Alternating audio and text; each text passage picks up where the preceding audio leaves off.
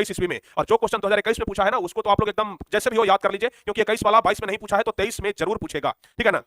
तो एक साल वेट करके जरूर पूछता है। तो 1871 में कौन सी संधि हुई थी? सारे बच्चे मिलकर के जवाब बताएंगे। 1871 में संधि हुई थी फ्रैंकफर्ट की संधि। पहला का ए नंबर ऑप्शन सही जवाब होगा। जो भी बच्चे ए नंबर ऑप्शन बता रहे हैं उनका बिल्कुल सही जवाब है। ए नंबर ऑप्शन कितने बच्चे बता रहे हैं? पहला का ए नंबर ऑप्शन, वाह क्या बात है, सारे बच्चे ए नंबर ऑप्शन बता रहे हैं। तो सारे बच्चे जब ए नंबर ऑप्शन बता रहे हैं तो बिल्कुल सही जवाब है, इसमें कोई दिक्कत नहीं है। चलिए दूसरा नंबर क्वेश्चन की हम लोग बात कर लेते हैं। तो दूसरा नंबर क्वेश्चन कहता है कि 1830 की क्रांति के बाद फ्रांस में किस प्रकार का शासन स्थापित हुआ? दूसरा नंबर क्वेश्चन की तरफ हम लोग बात करते हैं। बताइए दूसरा नंबर क्वेश्चन सही जवाब कौन सा होगा? दूसरा नंबर क्वेश्चन सही जवाब कौन सा होगा आप लोग बता दीजिए कि 1830 की क्रांति के बाद फ्रांस में किस प्रकार का शासन स्थापित हुआ? तो जवाब होगा संवैधानिक राजतंत्र। क्या क्या होगा? दूसरा का बी नंबर ऑप्शन सही होगा, संवैधानिक राजतंत्र। दूसरा का बी नंबर ऑप्शन सही होगा। दूसरा का बी नंबर ऑप्शन कितने बच्चे बता रहे हैं? दूसरा का बी नंबर ऑप्शन कितने बच्चे बता रहे हैं? अगर आप लोग अभी तक वीडियो को शेयर नहीं किया है ना तो फिर फटाफट से वीडियो को शेयर कर दीजिए। आज हम भी ग्रुप में शेयर करना भूल गए हैं, अभी हम लोग शेयर कर देते हैं। आप लोग भी जल्दी जल्दी से एक बार ग्रुप में शेयर कर दीजिए। तो जितने सारे भी ग्रुप हैं सारे सब जगह पर आप लोग फटाफट से शेयर कर दीजिए। चलिए सारे बच्चे मिलकर के फटाफट से वीडियो को शेयर करिए। चलिए हम तो शेयर कर दिए, आप लोग भी फटाफट से शेयर कर दीजिए। चलिए सारे बच्चे जुड़ जाइए, सभी सब लोगों के पास जल्दी से भेज दीजिए, जल्दी से भेज दीजिए। सारे बच्चे फटाफट से शेयर करिए और सभी दोस्तों के पास आप लोग शेयर कर दीजिए। चलिए बहुत बढ़िया जी, हाँ हो गया। चलिए अब बताइए 1830 की क्रांति के बाद फ्रांस में किस प्रकार का शासन स्थापित हुआ? 2021 का यह प्रश्न है, जवाब होगा संवैधानिक राजतंत्र स्थापित हुआ था। तीसरा नंबर क्वेश्चन है, यह भी 2021 का ही क्वेश्चन है। तो बताइए इसका सही जवाब कौन सा होगा? इसका सही जवाब जर्मनी के एकीकरण के लिए कौन उत्तरदायी था? तीसरा नंबर क्वेश्चन बताइए। और जितना ज्यादा से ज्यादा हो सके ना आज आप लोग शेयर करिए, क्योंकि आज बहुत सारे बच्चे जुड़ने चाहिए इस लाइव सेशन में। तो सारे बच्चों के पास शेयर कर दीजिए और बताइए जर्मनी के एकीकरण के लिए कौन उत्तरदायी था?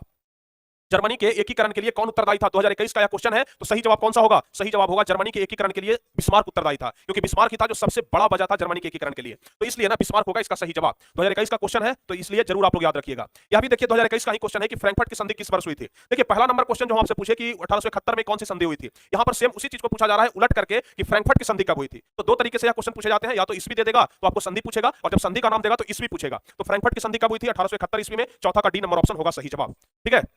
चलिए बहुत बढ़िया, चौथा का डी नंबर होगा सही जवाब, बहुत ही बेजोड़। उसके बाद अगला नंबर क्वेश्चन आप लोग बताइए कि इटली के एकीकरण में निम्न में से किसका संबंध नहीं है? इटली के एकीकरण में, यह क्वेश्चन जो है यह भी 2021 का क्वेश्चन है, 2021 में ही पूछा गया है। तो बताइए इटली के एकीकरण में निम्न में से किसका संबंध नहीं है? फटाफट से बताइए इटली के एकीकरण में निम्न में से किसका संबंध नहीं है? तो बताइए पांचवा का सही जवाब कौन सा होगा? तो इटली के एकीकरण में बिस्मार्क का संबंध नहीं है। बाकी इटली के एकीकरण में मेजनी था, काउंट काबूर था, गैरीबाल्डी था, लेकिन बिस्मार्क का संबंध जो है वह इटली के एकीकरण से नहीं बल्कि जर्मनी के एकीकरण से है। देखिए यहां पर हम आपको बताया था ना या तीसरा नंबर क्वेश्चन में कि जर्मनी के एकीकरण के लिए उत्तरदायी था बिस्मार्क, तो इसका संबंध जर्मनी के एकीकरण से है ना कि इटली के एकीकरण से। तो किसका संबंध नहीं है? तो बिस्मार्क का संबंध नहीं है। यह भी 2021 का ही क्वेश्चन है, ठीक है ना। अगर आप लोग चाहें तो क्वेश्चन में से ही क्वेश्चन का आंसर निकाल सकते हैं। जैसे देखिए तीसरा नंबर क्वेश्चन से हम लोग पांचवा नंबर क्वेश्चन का आंसर निकाल लिए, पहला नंबर क्वेश्चन से हम लोग चौथा नंबर क्वेश्चन का आंसर निकाल लिए। तो अगर आप थोड़ा सा नॉलेज का इस्तेमाल करते हैं ना तो फिर आपके लिए चीजें बड़ा ज्यादा आसान हो जाता है। चलिए छठा नंबर क्वेश्चन बताइए। और हाँ एक बात हम शुरुआत में ही कहना चाहते हैं, अभी तो 5-6 क्वेश्चन ही हुआ है। आप लोग एकदम सही सही जवाब दीजिएगा, और अगर गलत होगा ना तो आप लोग कॉपी पर नोट कर लीजिएगा कि हाँ हमारा इतना नंबर क्वेश्चन गलत हुआ है। जैसे 8 नंबर हुआ तो 8 नंबर नोट कर लीजिएगा कि 8वां नंबर क्वेश्चन हमारा गलत हुआ है। इससे क्या होगा कि जब आप लोग क्वेश्चन नंबर वहां पर कॉपी पर नोट करेंगे ना कि हाँ हमारा इतना नंबर क्वेश्चन गलत हुआ है, तो पहला चीज कि आपको समझ में आ जाएगा कि कितना क्वेश्चन हमारा सही हुआ। सबसे पहला फायदा तो यह है कि आपको पता चलेगा कि कितना सही हुआ। दूसरा फायदा यह है कि जो क्वेश्चन गलत हुआ उसे बाद में आप लोग याद करिए, जो सही हुआ उसको याद नहीं करना है। जिसका जवाब आप लोग सही बता दिए उसको याद नहीं करना है, जिसका जवाब गलत बता सकते हैं ज्यादा से याद कर सकते हैं कम समय में। तो सिर्फ जो गलती होता है उसको नोट कर लीजिएगा, सही होता है उसको नोट नहीं करना है, ठीक है। तो इटली और जर्मनी के एकीकरण के विरुद्ध निम्न में से कौन था? इटली और जर्मनी के एकीकरण के विरुद्ध निम्न में कौन था? बताइए इटली और जर्मनी के एकीकरण के विरुद्ध, छठा नंबर क्वेश्चन। तो सही जवाब हो जाएगा इटली और जर्मनी का एकीकरण नहीं होने देना चाहता था। कौन नहीं होने देना चाहता था? तो ऑस्ट्रिया नहीं होने देना चाहता था। ऑस्ट्रिया सबसे बड़ा विरोधी था। ऑस्ट्रिया का चांसलर कौन था? बताइए तो सारे बच्चे जल्दी से बता दीजिए ऑस्ट्रिया का उस समय चांसलर कौन था? ऑस्ट्रिया का चांसलर कौन था? देखते हैं कितने बच्चों को याद है, कितने बच्चे भूल चुके हैं। फटाफट से बताइए, और सारे बच्चे लाइक और शेयर भी दबा करके करते जाइएगा। हम बार बार बोलेंगे नहीं, आप लोग खुद से लाइक और शेयर करिएगा, क्योंकि 3000 लाइक का हम टारगेट दिए हैं आप लोगों को। तो बताइए इटली और जर्मनी के एकीकरण के विरुद्ध निम्न में से कौन था? यह क्वेश्चन भी 2021 का क्वेश्चन है। आपको पता है ना कौन था? मेटरनिक था। कौन था? मेटरनिक था। मेटरनिक एक घोर प्रतिक्रियावादी राजा था। मेटरनिक कैसा था? बिल्कुल आप लोगों का बिल्कुल सही जवाब आ रहा है, मेटरनिक था। मेटरनिक एक घोर प्रतिक्रियावादी राजा था, इसके बारे में जानते हैं, और यही नहीं चाहता था कि इटली और जर्मनी का एकीकरण हो। चलिए उसके बाद अगला नंबर क्वेश्चन बता दीजिए। यह भी 2021 का ही क्वेश्चन है कि जर्मनी के एकीकरण का प्रमुख वास्तुकार कौन था? पूरे इतिहास आज हम लोग कवर करने वाले हैं। तो जो बच्चे इस वीडियो में शुरू से लेकर के अंत तक जुड़ेंगे, समझिए कि उनका एकदम ब्रह्मास्त्र हथियार मिलने वाला है, जिसका काट कोई नहीं है। तो ब्रह्मास्त्र बैच में हम आपको हमेशा ब्रह्मास्त्र नहीं देते हैं जिसका कोई भी तीर काट नहीं कर सकता है, ठीक है ना, आप लोग ही शहंशाह रहेंगे। तो बताइए जर्मनी के एकीकरण का प्रमुख वास्तुकार कौन था? यह क्वेश्चन भी है 2021 का ही। तो जर्मनी के एकीकरण, देखिए जर्मनी के एकीकरण का प्रमुख वास्तुकार, तो जर्मनी के एकीकरण में सबसे बड़ा योगदान किसका था? अभी हम आपको बताया ना कि जर्मनी के एकीकरण में जो सबसे बड़ा योगदान था वह था बिस्मार्क का। बिस्मार्क अगर नहीं रहता तो शायद जर्मनी का एकीकरण संभव नहीं था। तो बिस्मार्क की वजह से ही जर्मनी का एकीकरण पूरा हुआ था, तो इसलिए 7वां का डी नंबर ऑप्शन सही जवाब होगा। जब बिस्मार्क के बारे में हम आपको पढ़ा रहे थे तो बिस्मार्क को हम अपने तरफ से एक उपाधि दिए थे रॉकी भाई का। अब आप लोगों को तो याद आ रहा होगा ना, रॉकी भाई का उपाधि दिए थे ताकि आप लोगों को समझ में आ जाए, बस इसलिए ताकि आप लोग को समझ में आ जाए। एक्चुअल में रॉकी भाई से इनका कोई लेना देना है नहीं, बस समझाने के लिए, इंटरटेनमेंट में आप लोग समझ जाएं। चलिए अगला नंबर क्वेश्चन बता दीजिए। यह जो क्वेश्चन है ना 2020 का क्वेश्चन है, 2020 वाला क्वेश्चन भी महत्वपूर्ण है। हो सकता है कि 2021 में नहीं पूछा, 22 में नहीं पूछा, हो सकता है कि 2023 में पूछ दे आपके एग्जाम में। तो बताइए कि फ्रैंकफर्ट की संधि पर हस्ताक्षर कब हुई थी? फ्रैंकफर्ट की संधि तो हो गई थी 1871 ईस्वी में, आपको पता है, लेकिन इस संधि पर हस्ताक्षर कब हुई? 8वां नंबर क्वेश्चन बताइए। तो ध्यान रखिएगा, जब यह संधि हुई, जाहिर सी बात है कि जब संधि हुआ उसी समय हस्ताक्षर होता है, कि संधि हो गया आज और हस्ताक्षर होगा 1 साल के बाद, ऐसा नहीं है। तो 1871 ईस्वी में संधि हुआ और 1871 ईस्वी में उस संधि पर हस्ताक्षर भी हो गया। तो जवाब क्या हो जाएगा? 1871 ईस्वी। देखिए यह जो क्वेश्चन है ना फ्रैंकफर्ट की संधि वाला, यह इतना ज्यादा महत्वपूर्ण क्वेश्चन है कि लगभग हर एक साल पूछ ही देता है, चाहे क्वेश्चन का रूपरेखा बदल दे, थोड़ा मेकअप कर देगा। जैसे देखिए ना, एक तो पूछ दिया कि फ्रैंकफर्ट की संधि कब हुई थी, जवाब हो गया 1871 ईस्वी। एक तो पूछ देगा कि 1871 ईस्वी में कौन सी संधि हुई थी, तो जवाब हो जाएगा फ्रैंकफर्ट की संधि। अब पूछ दिया कि फ्रैंकफर्ट की संधि पर हस्ताक्षर कब हुई थी, तो हस्ताक्षर भी हुई थी 1871 ईस्वी में। तो यह 3 तरीकों से क्वेश्चन पूछता है। अब आप किस तरीके से जवाब देते हैं आपको डिसाइड करना है। तब ना बोल रहे हैं कि यह वाला जो क्लास होगा ना, एकदम समझिए कि ब्रह्मास्त्र ही होगा। पूरा कर लेते हैं तो समझिए कि आपके पास एक हथियार आ जाएगा, ब्रह्मास्त्र नामक। चलिए जी अगला नंबर क्वेश्चन हम लोग देख लेते हैं, 9वां नंबर क्वेश्चन। 9वां नंबर क्वेश्चन जो है वह बहुत ही ज्यादा महत्वपूर्ण है, क्योंकि 2020 में पूछा। देखिए तब हम बोलते हैं कि एक साल बीट करके क्वेश्चन ज्यादा पूछता है। 2020 में पूछा तो 21 में नहीं पूछा, कब पूछा? 22 में पूछा है। तो हो सकता है कि रिपीट कर दे, 23 में भी पूछ दे। तो इसलिए आप लोग इसको ध्यान रखिएगा। काउंट काबूर ने विक्टर मैनुअल ने किस पद पर नियुक्त किया? काउंट काबूर को विक्टर मैनुअल ने किस पद पर नियुक्त किया था? यह सारे क्वेश्चन आपको पढ़ा चुके हैं। तो काउंट काबूर को विक्टर मैनुअल ने प्रधानमंत्री के पद पर नियुक्त किया था। किस पद पर नियुक्त किया था? प्रधानमंत्री के पद पर। 9वां का सी नंबर ऑप्शन बहुत सारे बच्चे बता रहे हैं बिल्कुल सही जवाब है। हाँ, 9वां का सी नंबर ऑप्शन बता रहे हैं बिल्कुल सही है, इसमें कोई दो राय नहीं है कि आपका गलत है। प्रधानमंत्री बहुत सारे बच्चे बता रहे हैं बिल्कुल सही जवाब है। चलिए जी अगला नंबर क्वेश्चन की हम बात कर लेते हैं, और इस क्वेश्चन का तो कोई जोड़ ही नहीं है, क्योंकि यह 2 साल नहीं बल्कि 3-3 साल पूछा गया है। ठीक है, 1 साल नहीं, 2 साल नहीं, बल्कि 3-3 बार क्वेश्चन रिपीट हुआ। क्वेश्चन कह रहा है कि रक्त और लौह की नीति का अवलंबन किसने किया था? यह क्वेश्चन बहुत बहुत ज्यादा महत्वपूर्ण है कि रक्त और लौह की नीति का अवलंबन किसने किया था? वही अपना रॉकी भाई बिस्मार्क। ठीक है, तो सी ऑप्शन होगा सही जवाब। रक्त और लौह की नीति का अवलंबन किया था बिस्मार्क ने। ठीक है, सारे बच्चों का सही है। रक्त और लौह की नीति का अवलंबन किसने किया था? बिस्मार्क ने किया था। चलिए बहुत बढ़िया। हाँ, और जो बच्चे लाइक और शेयर नहीं कर रहे हैं ना, प्लीज भाई लाइक और शेयर भी करते रहो आप लोग, ताकि हमारे अंदर भी एनर्जी बढ़ते रहे, एनर्जी बढ़ते रहे। आपका लाइक और शेयर ही देख करके एनर्जी बढ़ता है, तो इसलिए आप लोग दबा करके लाइक और शेयर करते रहिए। चलिए अगला नंबर क्वेश्चन बता दीजिए। यह क्वेश्चन है 2019 का, ठीक है ना, 2019 का क्वेश्चन है। तो बताइए यूरोप का मरीज किसे कहा जाता है? यह क्वेश्चन बहुत ही ज्यादा महत्वपूर्ण है। इस साल के लिए यह क्वेश्चन महत्वपूर्ण साबित हो सकता है, क्योंकि 2019 में पूछा गया है और क्वेश्चन में भी दम है कि यूरोप का मरीज किसे कहा जाता है। तो 11 नंबर क्वेश्चन, यूरोप का मरीज किसे कहा जाता है? हम आपको बोले थे ना कि यूरोप का मरीज किसको कहते हैं, तो तुर्की को, तुर्की को कहा जाता है यूरोप का मरीज।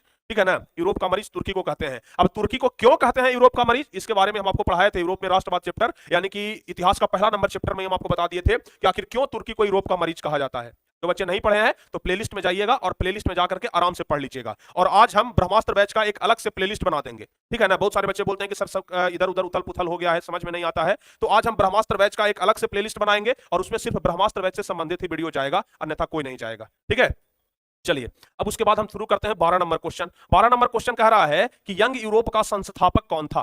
यंग यूरोप का संस्थापक फटाफट से आप लोग बता दीजिए। यंग यूरोप और यंग इटली दोनों का संस्थापक एक ही व्यक्ति था। तो बताइए, यह क्वेश्चन 2019 में पूछा गया है कि यंग यूरोप का संस्थापक, तो बताइए तो यंग यूरोप और यंग इटली, हम आपको बताए थे ना कि दोनों का संस्थापक एक ही है। तो कौन था? मेजनी था कि गैरीबाल्डी था कि विक्टर मैनुअल था कि मुसोलिन था? तो 12 का सही जवाब कौन सा हो जाएगा? यंग यूरोप और यंग इटली दोनों का संस्थापक मेजनी ही था।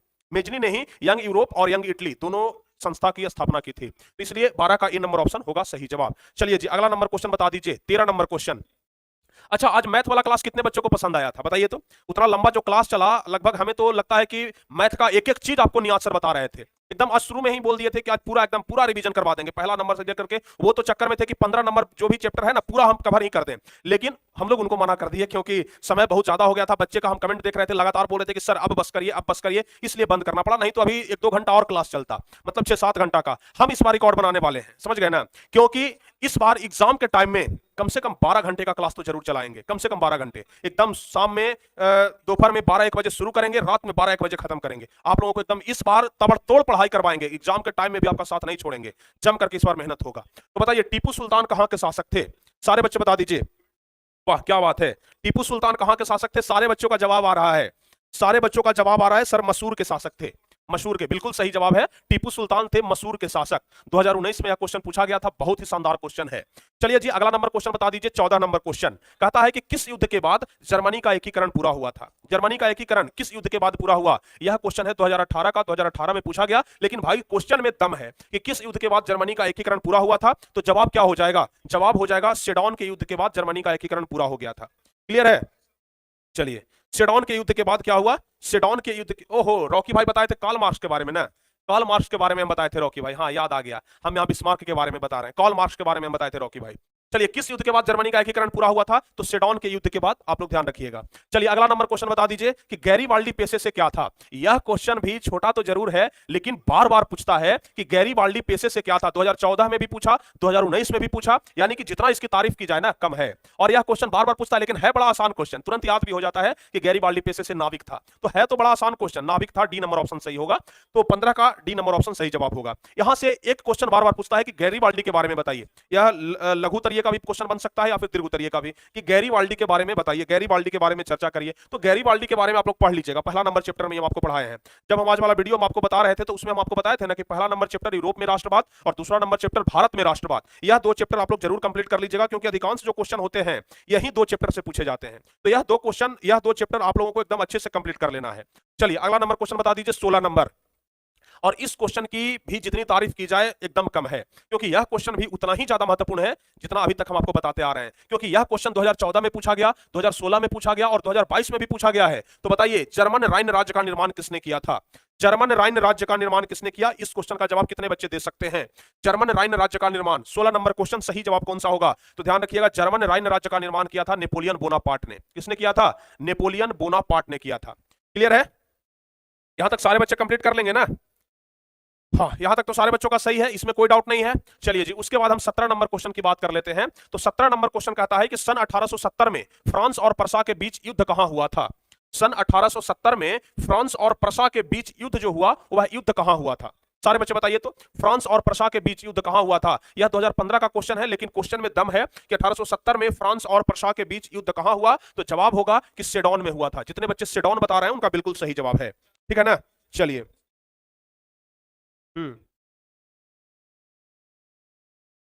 हाँ, बाद में बेहतर करने से बहुत अच्छा है कि एक बार कोशिश की जाए पूरी जोर के साथ। आप लोग एकदम पूरी जोर के साथ मेहनत करिए। अब आपके पास समय बिल्कुल नहीं है, समझ गए ना? अब आपके पास समय बिल्कुल नहीं है। कितना समय है वो हम समीकरण आपको बता चुके हैं, ठीक है ना? आप लोग को लग रहा है कि 50 दिनों का समय है, लेकिन हमें लग रहा है कि बस कुछ दिनों का समय है, जिसे हम लोग घंटों में अब जोड़ सकते हैं, ठीक है? तो बहुत ज्यादा समय आपके पास नहीं बचा है। चलिए अगला नंबर क्वेश्चन बता दीजिए, जो कि 2022 का क्वेश्चन है कि इटली के एकीकरण में निम्न में किसने योगदान किया था? इटली के एकीकरण में, तो अभी हम आपको बताया ना कि इटली के एकीकरण में मेजनी भी था, गैरीबाल्डी भी था और काउंट काबूर भी था। तीनों ने अपना अपना अपना अपना योगदान किया था। तो जवाब हो जाएगा इनमें से सभी, कि इटली के एकीकरण में किसने अपना योगदान किया था? तो 18 का डी नंबर ऑप्शन होगा सही जवाब, इनमें से सभी। इटली के एकीकरण में मेजनी, गैरीबाल्डी और काउंट काबूर का भूमिका है जो बहुत ज्यादा है। अगर जर्मनी के एकीकरण के बारे में बात किया जाए तो जर्मनी के एकीकरण में आप लोग बिस्मार्क का नाम ध्यान रखिएगा। जर्मनी के एकीकरण में बिस्मार्क का नाम, क्वेश्चन भी पूछता है कि बिस्मार्क के बगैर जर्मनी का एकीकरण संभव नहीं था, कैसे? हम आपको इतिहास में पढ़ाए थे, ठीक है? हम आपको पढ़ाए थे कि बिस्मार्क के बगैर जर्मनी का एकीकरण संभव नहीं है, कैसे? तो यहां से आप लोग ध्यान रख सकते हैं। चलिए अगला नंबर क्वेश्चन बता दीजिए, यह भी 2022 का क्वेश्चन है, यानी पिछले साल पूछा गया था कि वियना सम्मेलन कब हुआ था? वियना सम्मेलन, यह क्वेश्चन भी लाजवाब है। हमें तो लगता है कि यह क्वेश्चन 2023 में भी जरूर रिपीट करेगा, 2023 में भी यह क्वेश्चन जरूर रिपीट करेगा कि वियना सम्मेलन कब हुआ था। तो बताइए 19 का सही जवाब कौन सा होगा? 1815 ईस्वी में हुआ था। कितने बच्चों का सही है? 1815 ईस्वी में हुआ था। चलिए हाँ जी, प्रेम जायसवाल जी, बिल्कुल हम सबका नाम ले रहे हैं और सबका नाम लेंगे, लेकिन बीच बीच में हम सबका नाम लेते रहेंगे, बिल्कुल भी आप लोग चिंता मत करिए, ठीक है ना? सबका नाम हम लेते रहेंगे। जो भी बच्चे कमेंट कर रहे हैं ना उनका हम कमेंट देख रहे हैं, ठीक है? बाकी जहां तक नाम लेने का बात है तो नाम हम बीच बीच में लेते रहेंगे, आप लोग को इसके लिए बोलना नहीं पड़ेगा, ठीक है? डे 8 और डे 16 ऐप में नहीं है, लगता है कि डे 8 का क्लास ही नहीं चला था, उस दिन बंद था, ठीक है? चलिए वियना सम्मेलन कब हुआ था आप लोग समझ गए ना? 19वां नंबर क्वेश्चन हो गया। अब उसके बाद 20वां नंबर क्वेश्चन की हम बात करते हैं कि जॉल्वे राइन संबंधित था। जॉल्वे राइन आपको बताए थे, जॉल्वे राइन किससे संबंधित था? व्यापारियों की एक संस्था थी। जॉल्वे राइन क्या थी? व्यापारियों की एक संस्था थी, तो इसलिए 20 का बी नंबर ऑप्शन सही होगा कि व्यापारियों से संबंधित था। हाँ, जॉल्वे राइन क्या था? व्यापारियों से संबंधित।